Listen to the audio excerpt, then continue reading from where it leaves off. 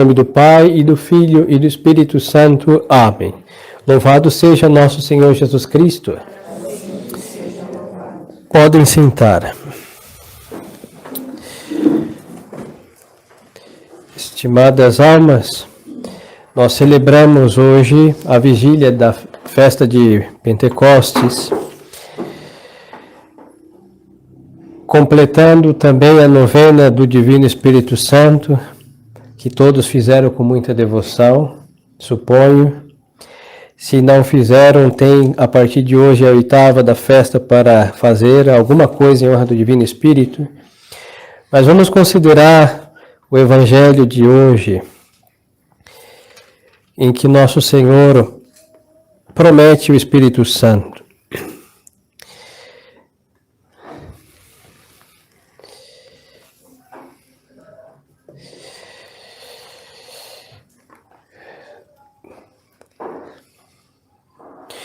Nosso Senhor começa o Evangelho de São João dizendo: se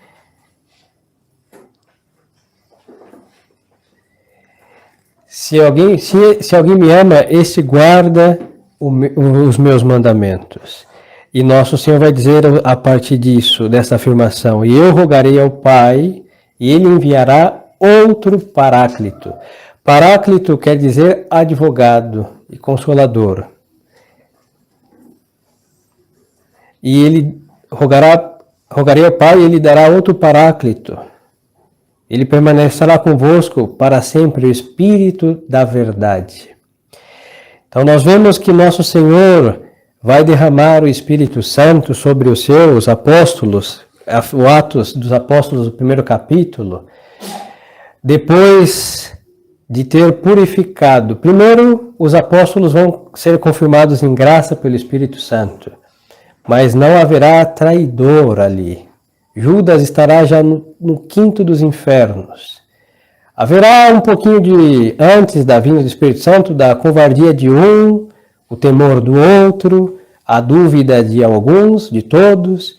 Tanto que na ascensão eles vão perguntar: Senhor, será agora que vai restabelecer o reino de Israel? Porque estavam pensando que nosso Senhor ia pegar o trono que os romanos haviam ocupado e reinar e subjugar as outras nações. Estava um pouco ainda com as ideias confusas, mas não havia traidores. E a partir de então, não. No colégio apostólico, não. Pedro dará vida por Cristo, Mateus, André, Tiago, todos. E Judas, antes da vinda do Espírito Santo, já estava sepultado no fogo do inferno. Por quê? Os outros guardaram a palavra e este não quis guardar a palavra, ou seja, os ensinamentos de nosso Senhor. Hoje, queridas almas, o Espírito Santo é somente mencionado quando nós temos, com muita sorte, a possibilidade de vir do ombro esquerdo para o direito, terminando no sinal da cruz. Quando o sinal da cruz chega aos nossos ombros, porque normalmente é pessimamente feito. O Espírito Santo, entre os modernistas, foi diluído com o espírito humano, espírito de anarquia, de revolução, de fanatismo, de desequilíbrio, de adulteração da religião. É o novo Pentecostes que João 23 clamou e fez uma igreja desmantelada, que não é a igreja esposa de nosso Senhor Jesus Cristo.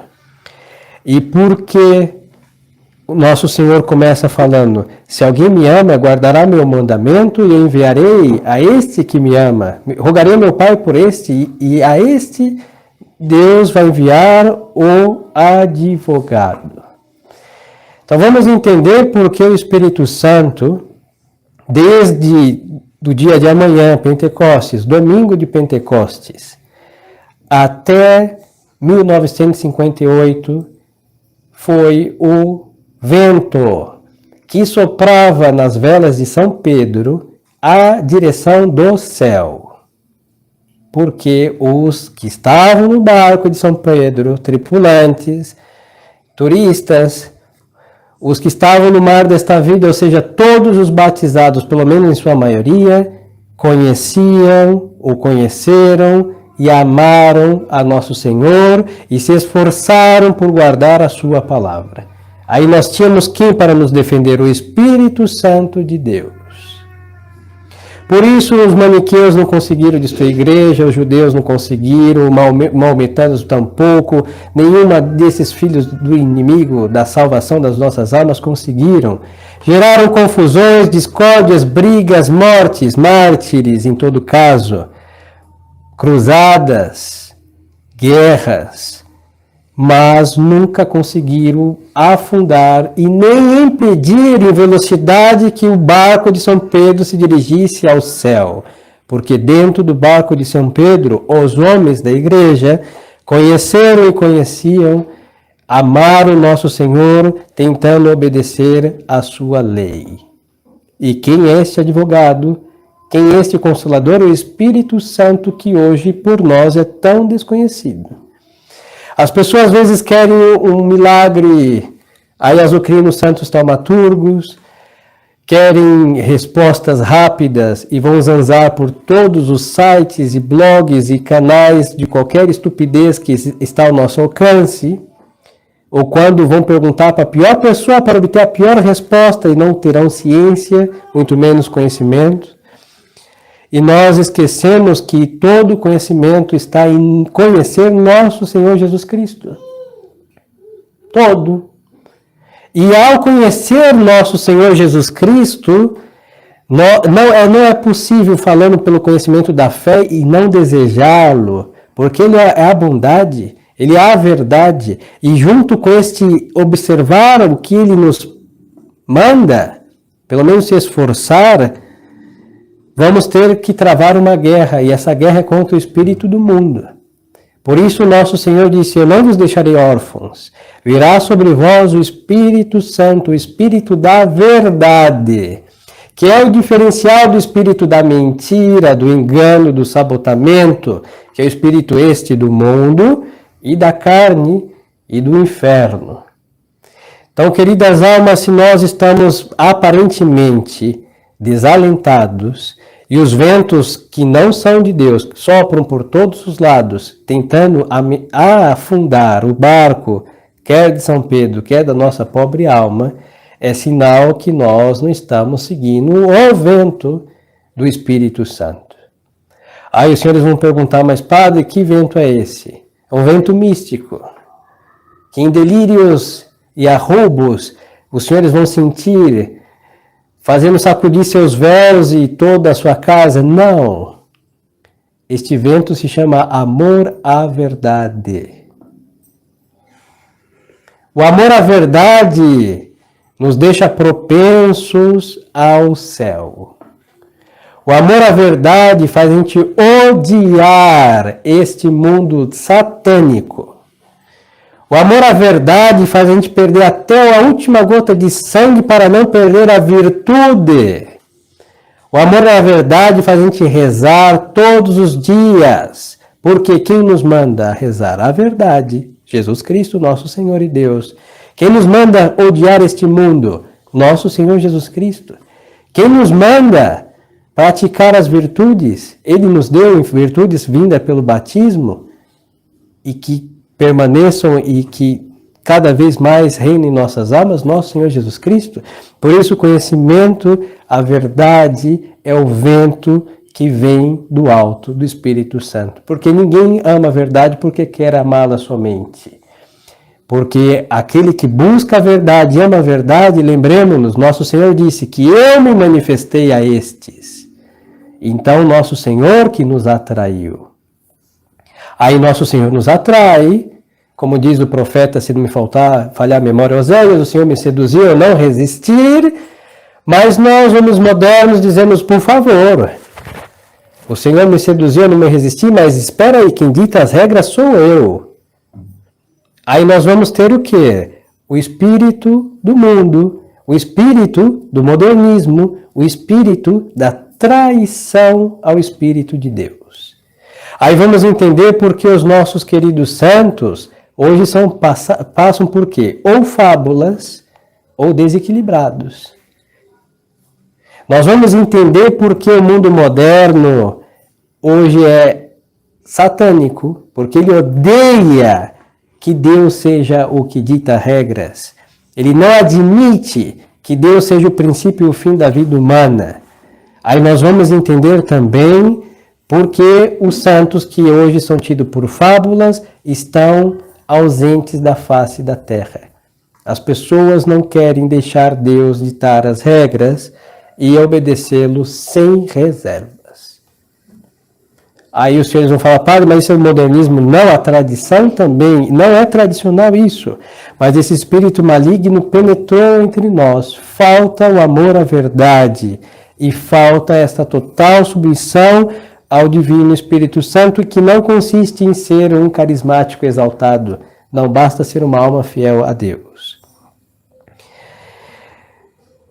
E nosso Senhor vai dizer o seguinte, que depois de um tempo, vós não me vereis, o mundo não me verá mais, mas vós sim, porque eu estarei com o Pai, os senhores estarão comigo, disse nosso Senhor, e em vós estará o Espírito Santo. Nosso Senhor fala de uma habitação do Espírito Santo. Aí nós vamos entender aqui que este amor não é um sentimento, que esta submissão a Deus não é somente um observar por observar. Não, existe um motor dentro de nós, que é a presença do Espírito Santo, que vai nos impelir a cumprir a ordem de Deus, nosso Senhor.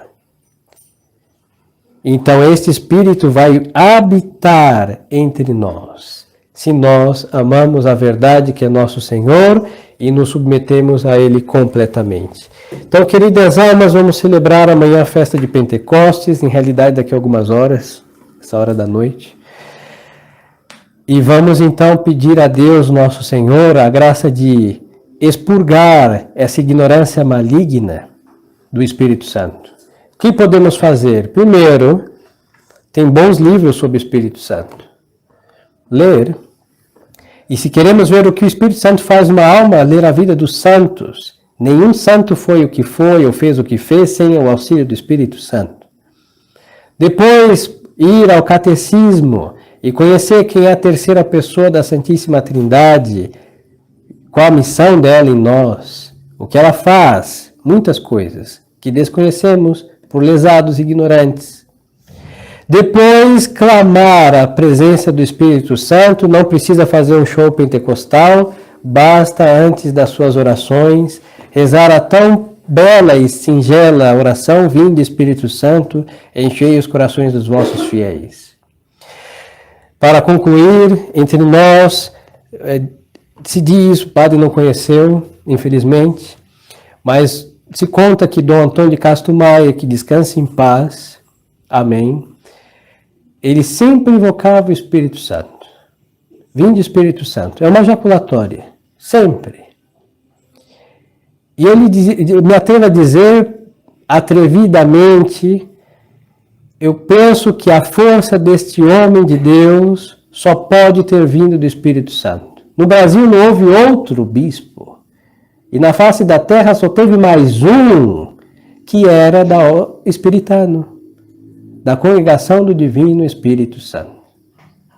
Então, ambos viveram para dar o Espírito Santo pelo crisma às almas, para Monsenhor Lefebvre e do Antônio de Castro Maia, mas eles conheceram e tiveram essa intimidade com o Espírito Santo. O que aconteceu? O diabo soprou na face da terra, fez todos traidores, mas os que estavam com o Espírito Santo estavam e ficaram e morreram fiéis a Deus. Então, queridas almas, em vez de buscar grandes explicações e respostas e todas essas coisas, vamos ter tudo isso e muito mais quando chegarmos ao céu, mas busquemos aquilo que nos blinda do mal. O espírito do mundo entra por nossas narinas e envolve nossos rins e corações, mas só quando tem espaço para o espírito do mundo, quando não está o Espírito de Deus dentro de nós. Então, demos lugar. Vamos ceder lugar ao Espírito de Deus, e a presença do Espírito de Deus ocupando nossa alma, não haverá lugar para outro Espírito. E lembremos-nos que nós somos templo do Espírito Santo. Não é um luxo se entregar a Ele, é nosso dever, porque fomos feitos para Ele. Não é um arroubo de devoção, hein? é o mínimo que um ser humano pode ser, se comportar como o templo do Espírito Santo. E um templo não desconhece o seu Deus. Um templo ouve do seu Deus a cada serviço litúrgico, a cada ação, a cada missa. Então o Espírito Santo não pode estar em nós e o nosso ser não falar, não ouvir e não servir. Por isso, a vida interior é o sinal da presença do Espírito de Deus em nós. Não peçamos que Ele desça sobre nossas almas e também que nos encoraje e exorcize de nós o espírito do mundo para que possamos permanecer fiéis a Ele até a morte e, se for preciso, até a última gota de sangue, sem nenhum temor ou covardia, para servir o espírito de fortaleza com fortaleza própria dos mártires das almas fiéis. Louvado seja nosso Senhor Jesus Cristo. Em nome do Pai, do Filho e do Espírito Santo. Amém.